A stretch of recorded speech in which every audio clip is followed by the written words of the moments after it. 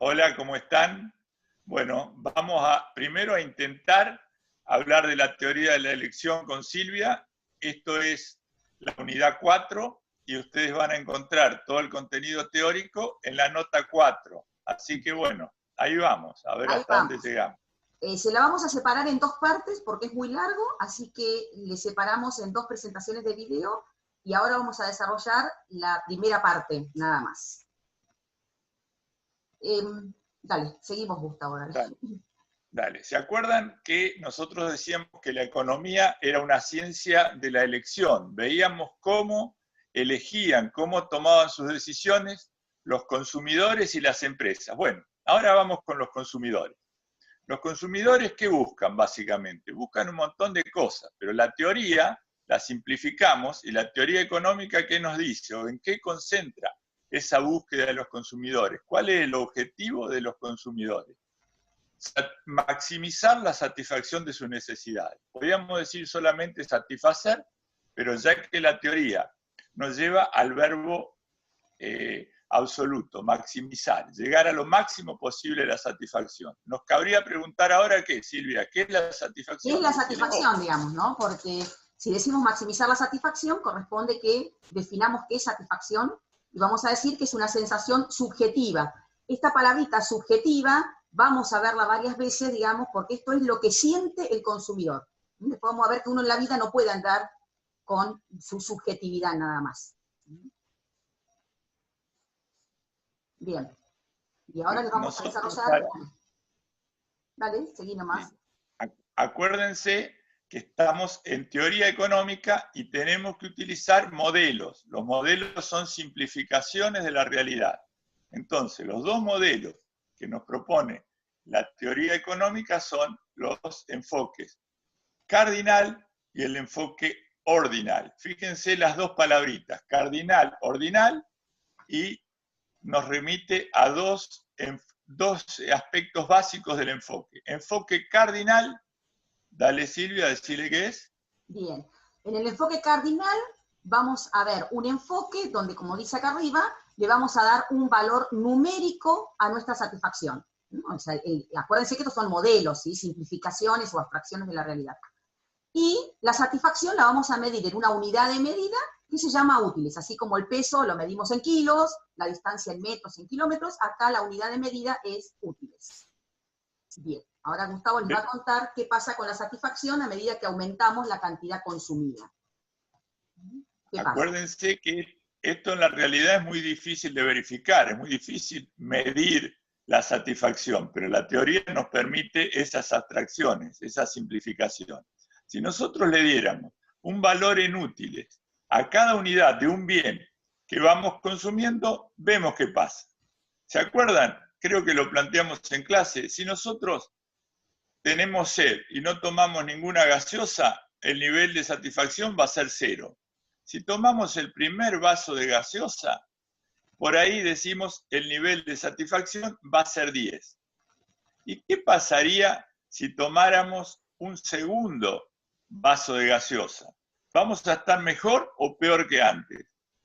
Y vamos a estar sin duda mejor porque vamos a tener menos sed. Entonces, nuestro nivel de satisfacción, lo lógico sería pensar que si 1 era 10, 2 serían 20. Pero eso también lo vimos, si el segundo vaso de satisfacción no me va a dar la misma satisfacción que el primero. Por ejemplo, acá decimos, nos dio un nivel de satisfacción 5. Si seguimos, el tercer vaso, yo estoy dudando si lo tomo o no lo tomo, y probablemente el nivel de satisfacción sea mucho menor. Entonces acá vemos que si bien mi satisfacción va creciendo, llega a un punto que no tengo más ganas de tomar gaseosa y el cuarto vaso me es indiferente. Entonces lo importante es ver cuál es la satisfacción que me provoca el último vaso de gaseosa. Eso contáselo vos, Silvia. Bien, entonces, ese es el concepto que nosotros vemos, que es lo que por un lado les dijo Gustavo, que vieron, la utilidad total crece, pero crece cada vez menos, o sea, con menos intensidad, y parece que llega a estar, como este dibujito que tienen acá, uno llega a un nivel que es el cuarto vaso, donde la satisfacción quedó en 17 útiles. Eso que me va agregando cada vaso adicional que yo voy tomando es un concepto, vamos a correr esto para acá, que dice qué pasa con la satisfacción por cada gaseosa adicional que yo consumo. Y vemos, eso es el concepto que nosotros vamos a ver y que lo vamos a ver bastante seguido, que es este concepto marginal. Las decisiones las tomamos en función de lo que nos pasa con el último. Entonces, ¿qué sería la utilidad marginal? La satisfacción que me genera la última unidad consumida, o es la utilidad que me agrega cada unidad adicional que yo voy consumiendo. Y veíamos, en la tablita que teníamos, que la primera nos adicionó 10 útiles, pero la segunda, nosotros teníamos una satisfacción de 10, y con la segunda pasamos a tener 15, o sea que esta segunda adicionó menos que la anterior, que es 5. La tercera ya nos adicionó solamente 2 útiles, y la última, fíjense, esta unidad 4, en lugar de adicionarme, me genera insatisfacción. Ahí en realidad debería decir, el grafiquito está medio corrido, digamos, pero es el grafiquito anterior. Pero la idea es que la utilidad total crece, y que observamos que la utilidad marginal, es decir, la utilidad que me va adicionando cada vez que tomo, en este caso, una gaseosa más, es cada vez menor. Eso, y acá les va a decir las conclusiones que podemos sacar, se las va a ir diciendo Gustavo. ¿Qué conclusiones podemos sacar? La primera... Acá la primera conclusión, ¿se acuerdan? En la teoría económica también nos habla de leyes, en algún libro lo van a encontrar como la ley. La conclusión más importante, tal vez sea la más importante de la teoría del consumidor, es decir, que la utilidad marginal es decreciente, que siempre que consumo una unidad adicional, la última me provoca menos que la anterior. Ahí está, ley de utilidades marginales. Esto, grábenselo bien. Después, ¿qué vemos?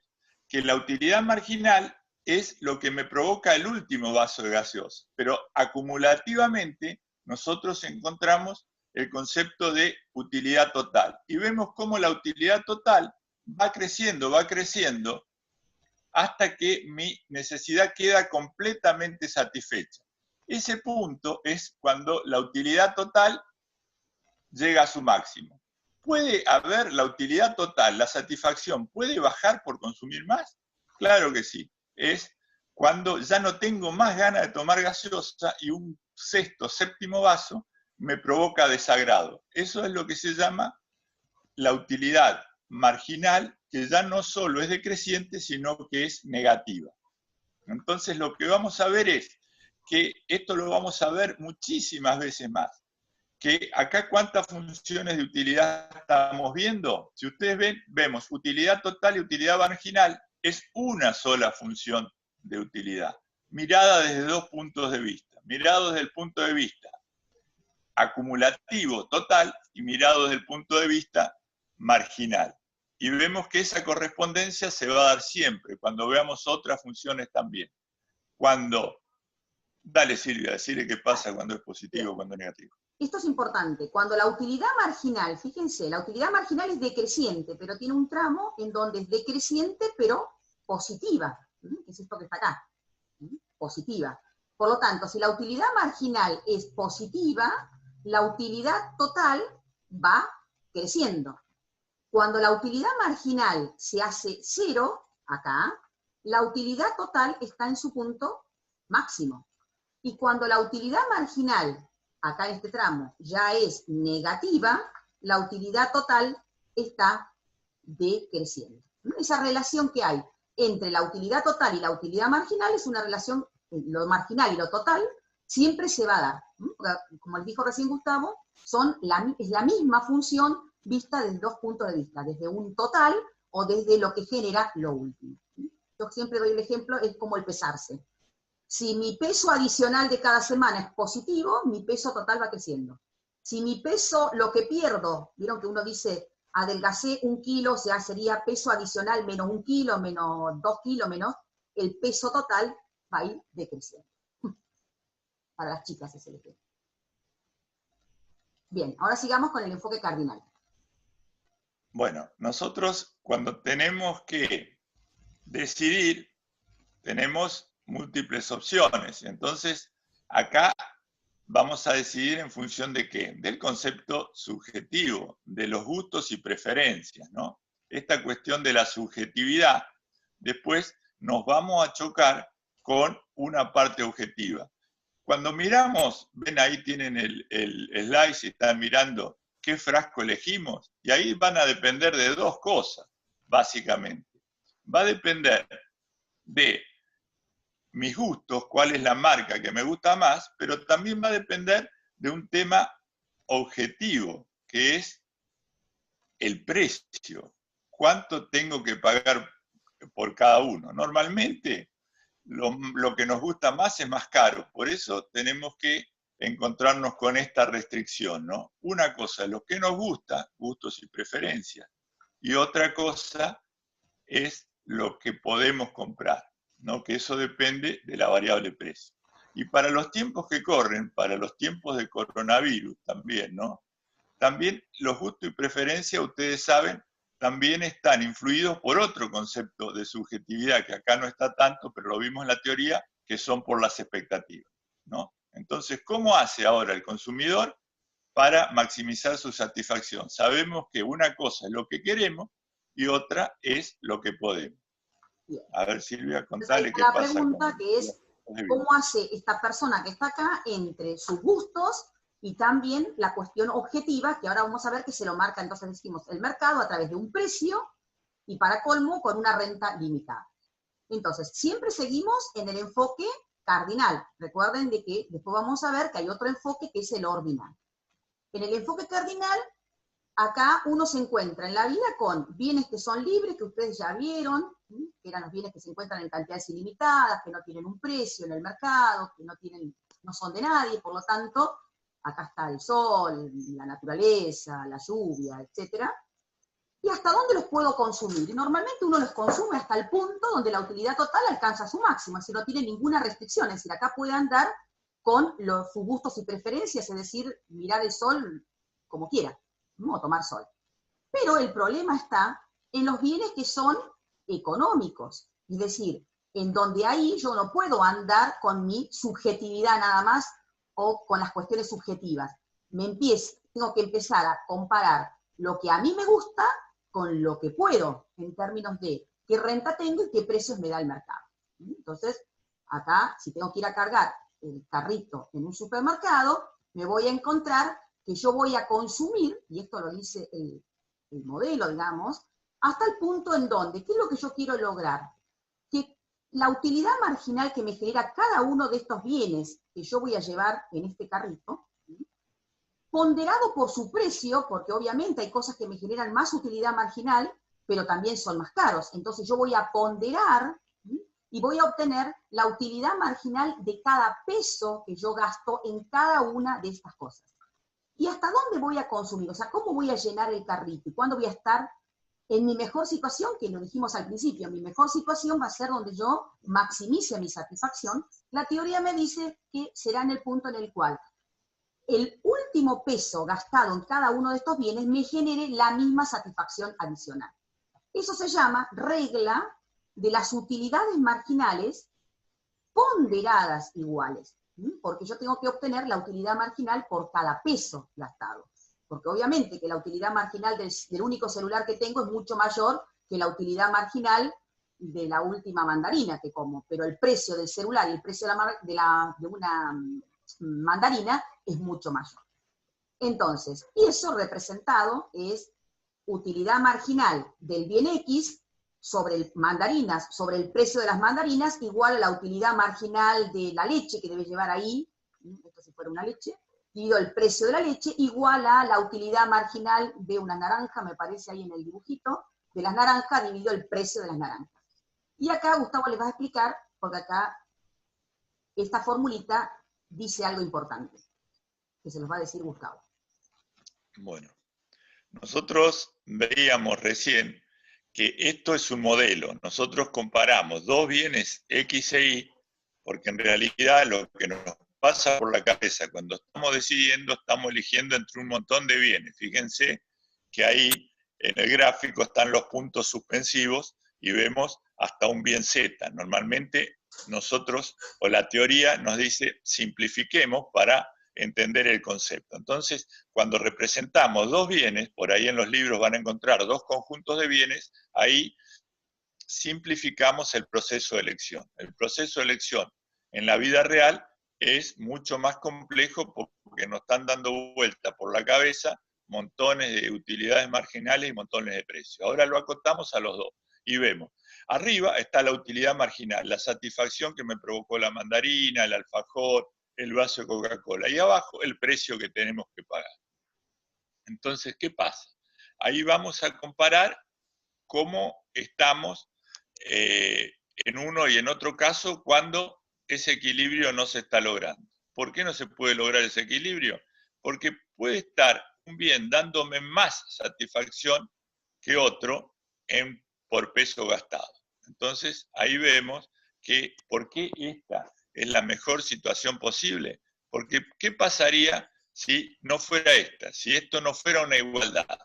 Y ahí vemos que qué pasa si sube el precio de X. Entonces se rompe la igualdad. Sigan arriba donde está la carita, ven, sube el precio de X, entonces se rompió la igualdad. Ahora, en términos de peso gastado, ¿qué me da más satisfacción? ¿El bien Y o el bien X? Obviamente el bien Y. ¿Qué haríamos si se rompe esa igualdad? ¿Estamos en equilibrio o no? Lo que se aconsejaría, uno dice, primero, es decir, consumo más de lo que más satisfacción me da. Pero también tenemos en cuenta que necesitamos todos los bienes. Entonces, ¿cómo equilibramos esa suba de precios para volver a igualar la ecuación? Entonces, ¿qué tendría que pasar para volver al equilibrio? Si subió un precio. Y si subió un precio, o sea, mírenlo ahí, si gráficamente subió algo en el denominador, ¿cómo hago para hacer subir el denominador? ¿Cómo hago para que mi utilidad marginal sea mayor? ¿Y se acuerdan la ley que vimos hace unos poquitos minutos?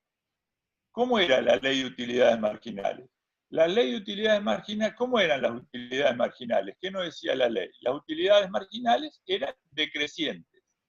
Entonces, si siempre va para abajo, ¿cómo la hago subir? Recorriéndola en el sentido inverso. ¿Cómo tengo una utilidad marginal mayor? Consumiendo menos. Entonces vemos cómo, consumiendo menos de la unidad del bien X, volvemos al equilibrio. Y fíjense, ya nos va dando una pista muy grande a la principal casi ley de la economía. Subió un precio, ¿cómo contrarresto esa suba de precio? Consumiendo menos. ¿Y qué es eso? Precio que sube, cantidad que baja, es la famosa, archiconocida ley de la demanda. Muy bien. Dale, sí. Bien, y acá de vuelta estamos en el máximo nivel de satisfacción, ¿no? Que es siempre nuestro objetivo como consumidor. Ahora fíjense, pues ahí tenemos los conceptos principales del enfoque cardinal, que era el enfoque que le da un valor numérico a la satisfacción. Ahora vamos a pasar un poco a la introducción al enfoque ordinal. ¿Se acuerdan que el enfoque ordinal y cardinal, decíamos, le damos un valor numérico a la satisfacción en una unidad de medida que era los útiles? Acá el enfoque se llama ordinal. Acá al consumidor no se le pide que le dé un valor a la satisfacción, sino que ordene sus preferencias. Es decir, que sepa decir qué cosas le dan la misma satisfacción, qué combinación de bienes le da una satisfacción mayor, o qué combinación de bienes le da una satisfacción menor. Y eso se representa en esto que está acá, que es una tabla, y fíjense la palabra, indiferencia. ¿Por qué tabla de indiferencia? Y que luego lo vamos a representar gráficamente. Porque cualquiera de estas combinaciones, es decir, este consumidor, si le damos una bolsa, en los libros por ahí dice canasta o cesta, pero para nosotros sería una bolsa, ¿qué tiene? Esperen que busquen un alfajor y 5 gaseosas, es decir, esta bolsa de un alfajor y 5 gaseosas, le genera la misma satisfacción que si le ofrecemos una bolsa que tenga 2 alfajores y 3 gaseosas, o una bolsa que tenga 5 alfajores y una gaseosa. Acuérdense que acá son combinaciones de alfajores y gaseosas. cualquiera de estas combinaciones le generan al consumidor la misma satisfacción.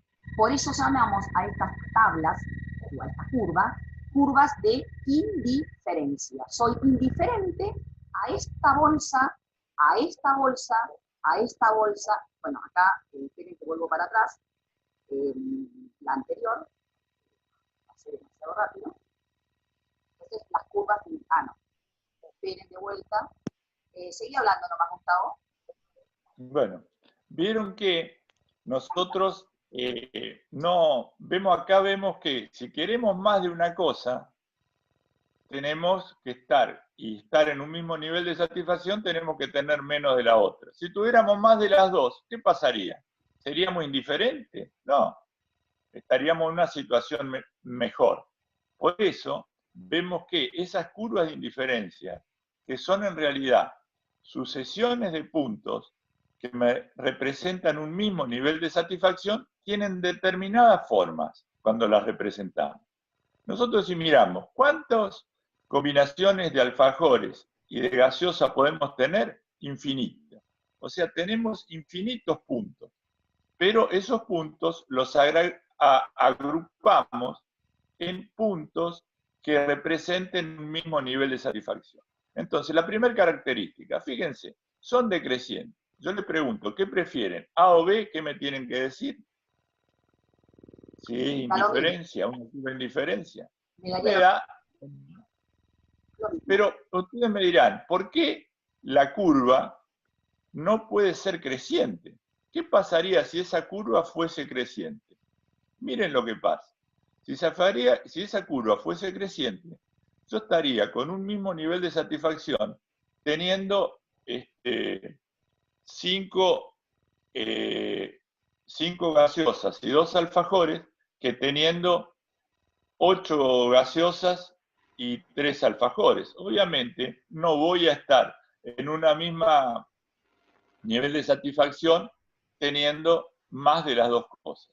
Es claro que el punto B es mejor que el punto A, así que eso no puede representarnos una curva de indiferencia. Bien. O sea, no son crecientes, por eso son decrecientes. Tienen que ser convexas respecto al origen. Estas explicaciones, bueno, léanla bastantes veces y traten de poder explicarlas con sus palabras y después en forma escrita, digamos, porque es importante saber por qué tienen las características que tienen y no son distintas. Entonces, la otra característica es que son convexas respecto al origen y no pueden ser cóncavas con respecto al origen. Esto significa que las curvas de indiferencia son de esta manera. Es decir, yo tengo gaseosas acá y alfajores acá. Acá también es importante, por ahí no se los dijimos, y en otros aspectos se lo hemos dicho, que cuando graficamos, miren lo que tienen acá. Un bien, que son las gaseosas, y otro bien, que son los alfajores. Recuerden de que en los ejes, en economía, nosotros le tenemos que dar los nombres económicos, así como en la función de demanda era precio y cantidad, acá es un bien y otro bien. Entonces son decrecientes. ¿Por qué? Básicamente decimos porque para tener en mi bolsa más alfajores, tengo que dejar de tener gaseosas para decir que estoy con el mismo nivel de satisfacción. Y aparte, eso era porque eran decrecientes, no pueden tener esta forma, porque fíjense en estos extremos, en A y en B. Yo acá tengo en la bolsa solo gaseosas, y en esta bolsa tendría solo alfajores. Y nosotros decimos, cuando definimos una curva de indiferencia, combinaciones de al menos dos bienes. Y en estos extremos yo me estaría especializando en el consumo o solo de gaseosas o solo de alfajores. Entonces, esto no sería. Después, cuando lean un poquito la tasa marginal de sustitución, hay otra explicación que es por ahí un poquito más compleja, pero uno podría decir que esta sería una característica fundamental, por lo cual yo no podría decir curva de indiferencia. Ahí te están llamando por teléfono. Y después Gustavo les va a contar por qué no se pueden cortar entre sí. O sea, las curvas de indiferencia sí, tienen que trazar. A ver, Silvia, volvé un toque para atrás. Bien, para anterior. Anterior, esto como está todo secuenciado, anterior. Bien, acá estamos.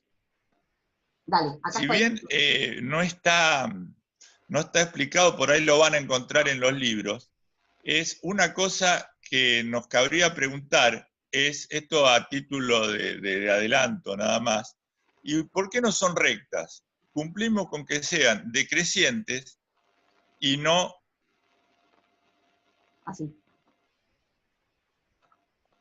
Entonces vemos que no es una recta, porque yo no estoy dispuesto a cambiar una botella de gaseosa o un vaso de gaseosa por un alfajor siempre. Voy a estar dispuesto a cambiar, depende cuántos tenga de uno y de otro.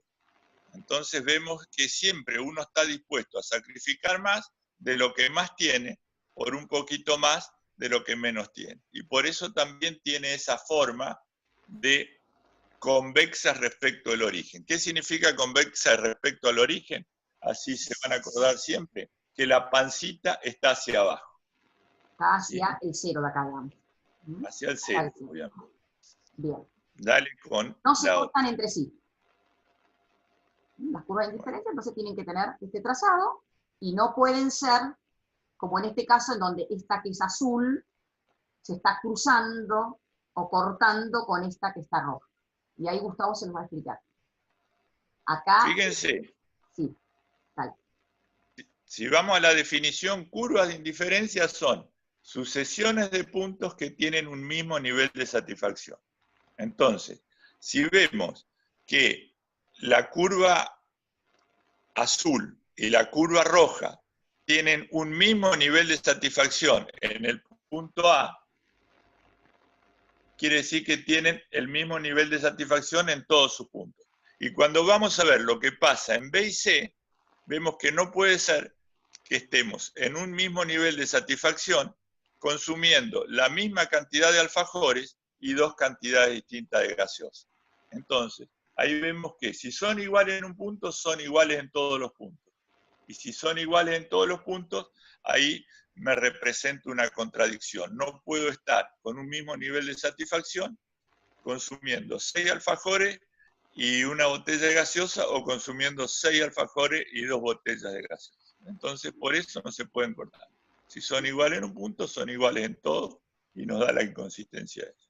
Después, cuando ustedes lean la nota de cátedra, ahí está que uno de los supuestos de comportamiento del consumidor es que uno es insaciable, que siempre prefiere más a menos. Entonces, un consumidor racional no puede decir que la bolsa B con 6 y 2 le da lo mismo que la bolsa o canasta o cesta que tiene 6 alfajores y una sola gaseosa.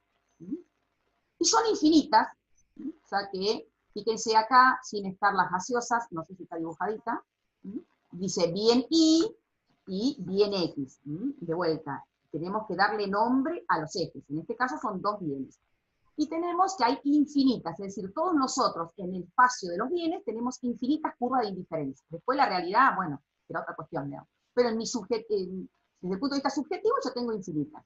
Las que están más alejadas del origen, las más acá, generan más satisfacción que las que están en esta parte. ¿Y por qué, básicamente? Y porque estas curvas de indiferencia tienen menos al menos de uno de los bienes. Es decir, las que están más acá tendrán más de ambos bienes o al menos más de un bien. ¿Qué sé yo? Por ejemplo, tomemos este punto. Este punto tiene esta cantidad de Y, no, me equivoqué, esta cantidad de Y y tiene esta cantidad de X. Pero si yo me voy a una curva más alejada, estoy con la misma cantidad de Y, pero muchísimo más de X. Por lo tanto, esta tiene que ser mejor que esta en términos de cuánta satisfacción me da. Entonces, las curvas de indiferencia más alejadas del origen me generan más satisfacción.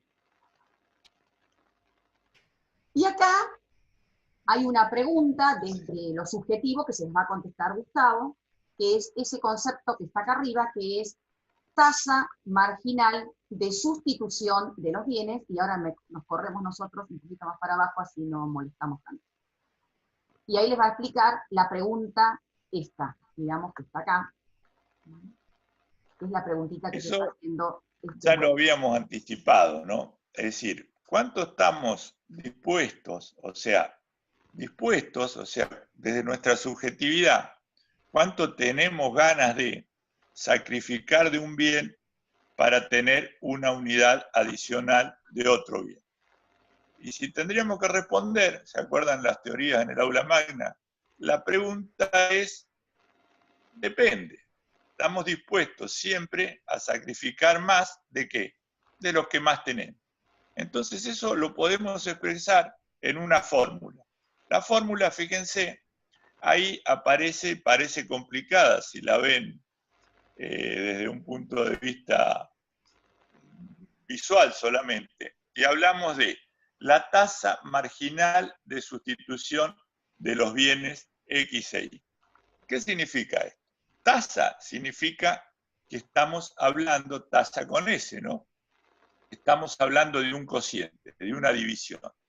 Marginal, volvemos al concepto este que lo vamos a ver durante toda la materia.